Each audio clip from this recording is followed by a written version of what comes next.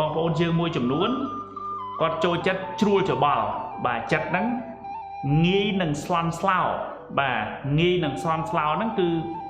តាមពិតគ្រូទៅសារហើយដែលយើងដឹងថាគេហៅថាសារជាតិពិតនៃចិត្តរបស់យើងជាបុគ្គលយើងហ្នឹងគឺវាស្ថិតនៅត្រង់ហ្នឹងបាទរឿងតូចទេប៉ុន្តែធ្វើដូចធំណាស់អញ្ចឹងហើយចុះមនុស្សខ្លះទៀតមិនបានអ្នកខ្លះគេមិនស្លន់ស្លោឥឡូវលោកគ្រូឲ្យប្រៀបធៀបចេះមួយឥឡូវគ្រូសួរចេះកន្លងមកណាមានគេធ្លាប់និយាយមិនល្អពីយើងអត់មានគេធ្លាប់អត់មានគេធ្លាប់មើលងាយយើងអត់មានគេធ្លាប់រិះគន់ប្រមាថ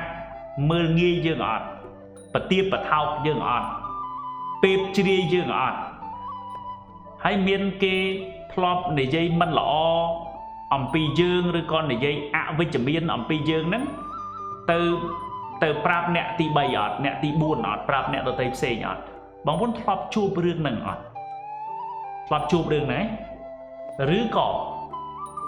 ពេលដែលយើងធ្វើអីមួយមិនតាន់នឹងចេញក្បាលច្បាស់លាស់អីផង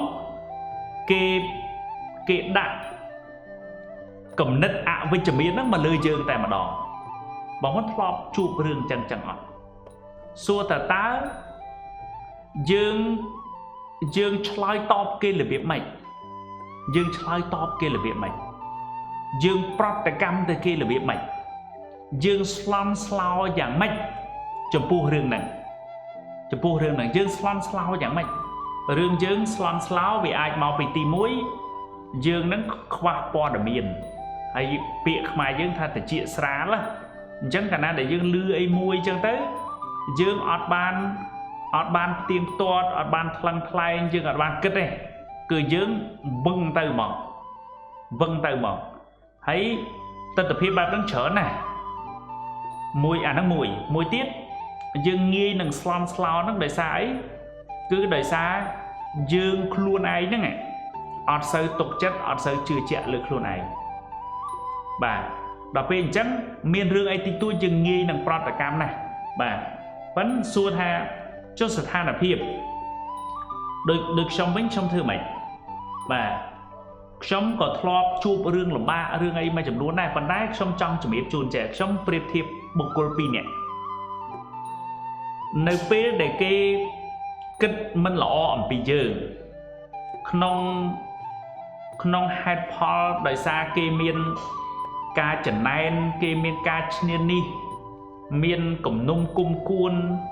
ណាមានរឿងកើតទុកមិនសុខចិត្តណាខ្លាចយើងនឹងល្អជាងគេផ្សេងជាច្រើនទៀតអញ្ចឹងមនុស្សហ្នឹងគាត់អាចមកនិយាយមិនល្អអំពីយើងឬក៏ដើរនិយាយអាក្រក់អំពីយើងនឹងប្រាប់អ្នកដទៃទោះបីជាគាត់ត្រូវប្រឌិតក៏ដោយអាហ្នឹងមួយទៀតយើងអាចមានចំណុចខ្សោយមែនយើងអាចមានចំណុចខ្វះខាតមែនហើយយើងក៏មិនមែនជាមនុស្សដែលមិនស្ដាប់ហេតុផលយើងក៏មិនមែនជាមនុស្សដែលចេះរឹងរូសដែរប៉ុន្តែបុគ្គលម្នាក់ហ្នឹងពេលដែលនៅមួយទល់នឹងមួយជាមួយយើងគាត់មិននិយាយទេគាត់មិននិយាយប្រាប់យើងថាយើងនឹងខ្វះខាតចេះមួយចេះពីរមានយោបល់សុំឲ្យយើងកែទេមនុស្សនឹងអត់និយាយចឹងទេប៉ុន្តែក្នុងចំណោមមហាជនជាមួយអ្នកដទៃខាងក្រៅគាត់ចូលចិត្តនិយាយអាក្រក់អំពីយើងហ្នឹងឬក៏ចំណុចខ្សោយរបស់យើងហ្នឹងឬក៏កំហុសរបស់យើងហ្នឹងនិយាយប្រាប់ឲ្យគេឮមក